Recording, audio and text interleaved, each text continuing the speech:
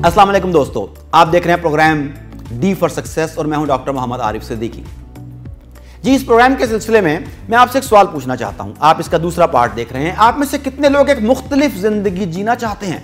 Who wants to live different, आम लोगों जैसी जिंदगी नहीं।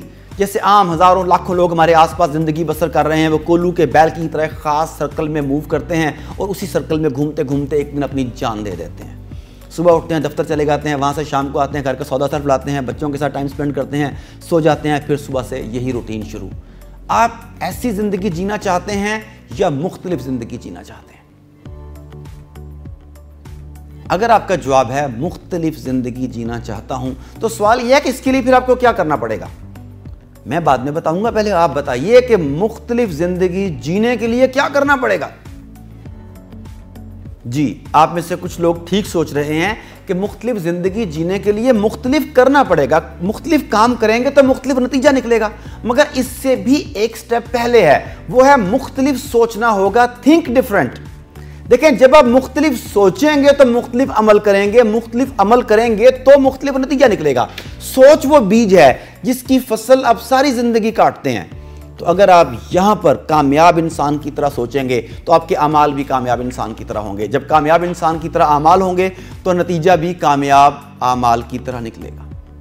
मैं जानता हूँ कि असल में तो आप आए थे प्रोग्राम डी फॉर सक्सेस के लिए, और आप देख रहे हैं कि मैं ये कौन सी बातें कर रहा हूँ। ये दरअसल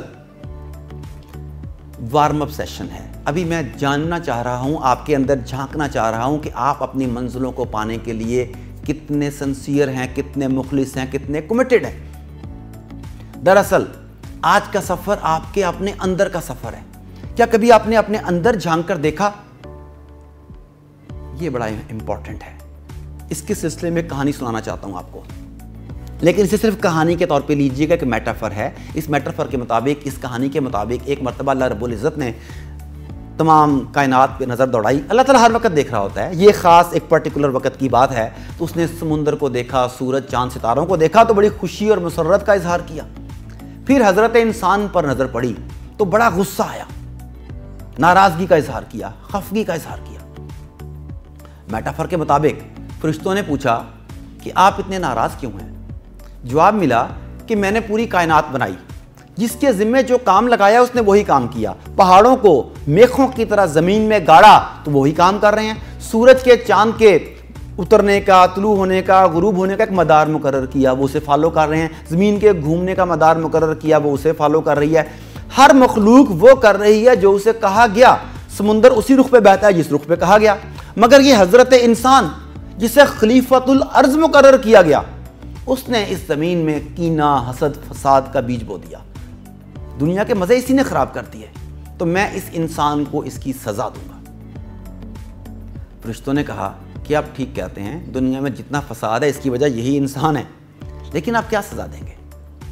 जवाब मिला कि मैं इंसान से इसकी खुशी और इसका सुकून छीन लूंगा।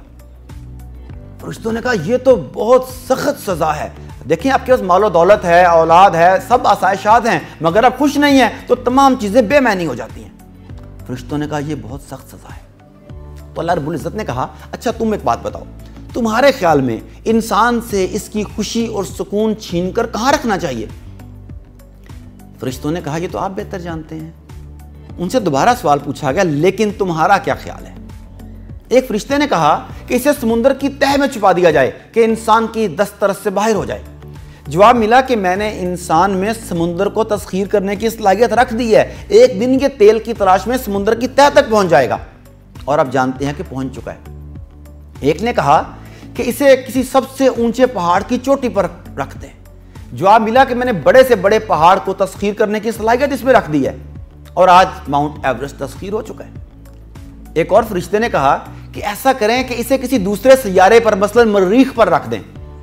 वो जमीन पर ढूंढता फिरेगा, खुशी और सुकून मरीख पर होगी। जवाब मिला कि मैंने सिर्फ ज़मीन की नहीं, कायनात की कुव्वतों को इंसान के लिए मुसख्खर कर दिया, और कुरान पाक में कह भी दिया वसख्खर लकुम मा फिस समावाति व मा फिल अर्ज़, ज़मीन और आसमान की कुव्वतों को इंसान के लिए मुसख्खर कर दिया। एक दिन ये कायनात के दूसरे सैयारों पर भी जा पहुंचेगा, और दोस्तों हम जा चुके। फरिश्तों ने ये सारा कुछ सुनने के बाद कहा कि बारी ताला हम तो आजिज़ आ गए, आपने मखलूक ही ऐसी बना दी कि कायनात का हर गोशा इसकी दस्तरस में है, तो हम नहीं जानते कि कहां पे ये इससे महफूज रहेगा। आप बताइए कि आप खुशी और सुकून कहां छुपा कर रखेंगे जहां ये इसकी दस्तरस से महफूज रहे। उन्हें जवाब मिला कि मैं इंसान से इसकी खुशी और इसका सुकून छीनकर इसके अंदर, इसके दिल में छुपा कर रख दूंगा। ये अपनी खुली आंखों से बाहर ढूंढता फिरेगा खुशी और सुकून, अपने अंदर झांक कर नहीं देखेगा। और दोस्तों, अगर आप गौर करें तो आज हम अपनी खुशी और सुकून अपने अंदर झांक कर तलाश करते हैं कि बैरूनी दुनिया में। क्योंकि आपने मुझसे ऐसा सलूक किया इसलिए मैं आपसे नाराज़ हूं, क्योंकि मेरे दोस्तों ने ऐसा किया इसलिए मैं नाराज़ हूं, मेरे लीडर्स ने ऐसा किया मैं इसलिए नाराज़ हूं, मेरी सास ने ऐसा कर दिया, मेरे बेटे ने ऐसा कर दिया, मेरी बीवी ने ऐसा कर दिया, मैं इसलिए नाराज़ हूं। यानी हमारी खुशी और सुकून हमने दूसरों को दे दिया, हम उनकी नज़र से देखते हैं, जबकि ये हमारे अंदर छुपा हुआ है। हमने आज अपने अंदर का सफ़र करना है। ये सारे का सारा प्रोग्राम डी फॉर सक्सेस आपके अंदर का सफ़र है। आपने अपने अंदर झांकना है, देखना है आपके अंदर अल्लाह रब्बुल इज़्ज़त ने कौन कौन सी क्वालिटीज़ दी हैं और इन क्वालिटीज़ को कैसे कैसे पॉलिश किया जा सकता है। आप इन्हें सही इस्तेमाल कर रहे हैं या नहीं, अगर कर रहे हैं तो ज़्यादा बेहतर कैसे किया जाए, अगर नहीं कर रहे तो क्या स्ट्रेटजीज इस्तेमाल की जाएँ कि आप इन सलाहियतों का हक अदा कर सकें। Be ready for that.